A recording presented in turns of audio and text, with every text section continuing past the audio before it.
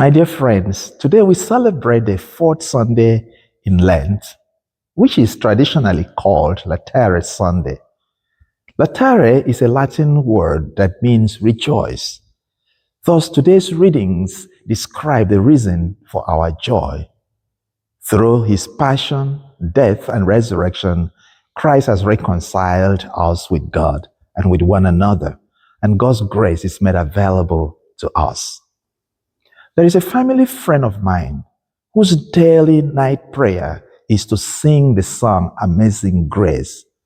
My friend and his family have experienced different tragedies over time, the loss of two of their children, and still having to deal with a special child who is living with multiple sclerosis.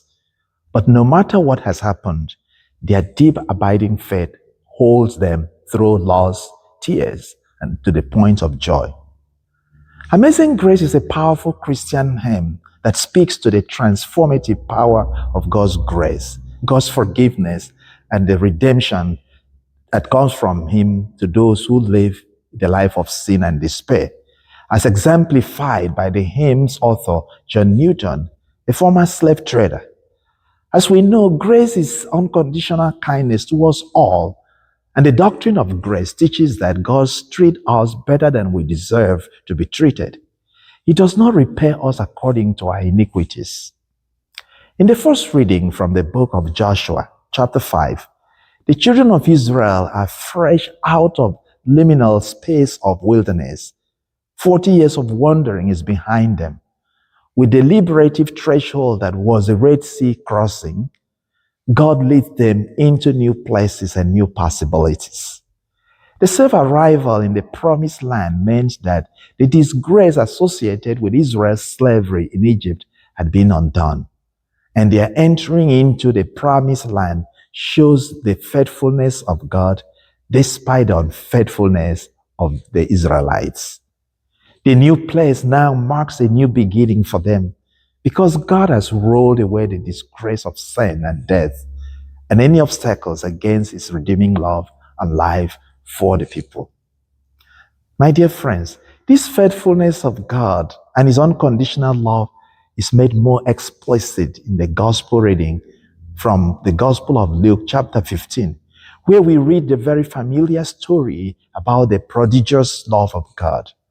In the presence of those who complain about Jesus eating with sinners, He tells a moving story about the forgiving father who welcomes his wayward child back to his home with full dignity amidst joyful celebration. Now, this story brings two opposing opponents together. On the one hand, it illustrates God's love that is difficult to comprehend from a human perspective. In fact, only very few parents, if at all there is any, would act as this father in the story acted. On the other hand, the story is addressed to a people filled with resentment that love is extended to those who do not deserve it. Hence, their discontent is illustrated by the behavior of the older brother who cannot join the family joy for the returning brother.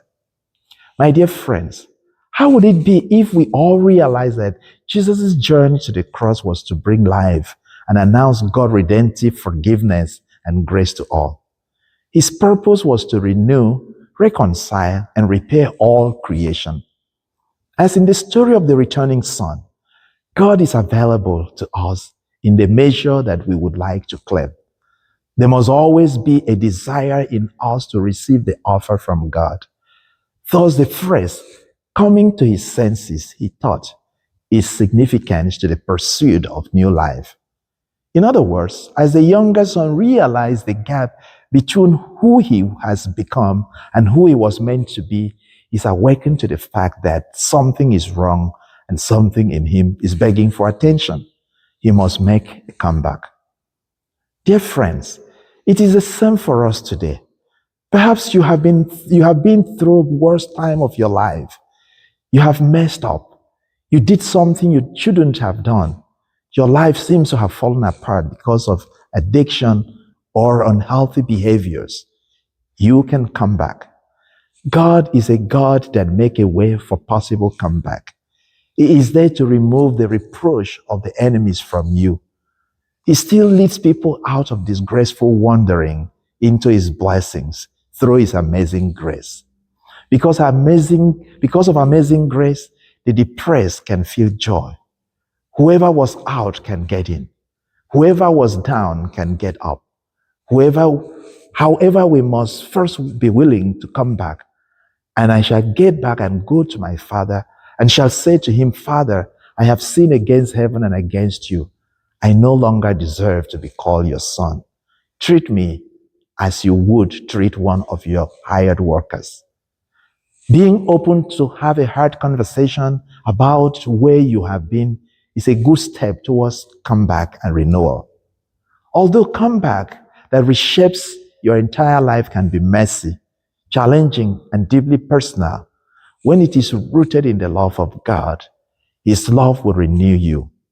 Also, a comeback would mean understanding that God's love is most evident on His returning children.